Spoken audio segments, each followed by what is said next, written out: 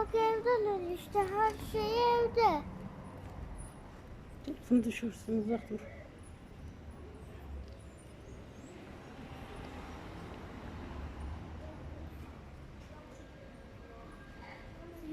Anne gidelim lütfen, gidelim.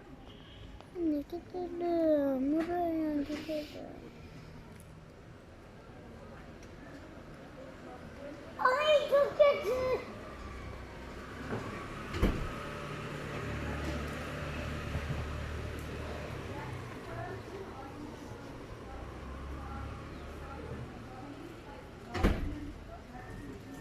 Lütfen.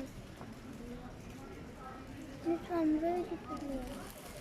Anne seni kapının. Anne lütfen.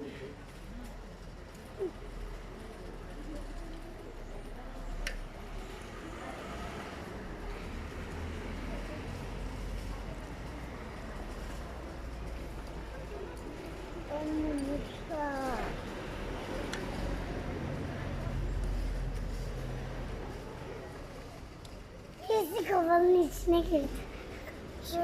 Gördüm. Anne Eylül'lere gidelim. Eylül ablamlara gidelim. Anne Eylül'lere gidelim. Anne. Nerede o kadının ismi ya? Lütfen.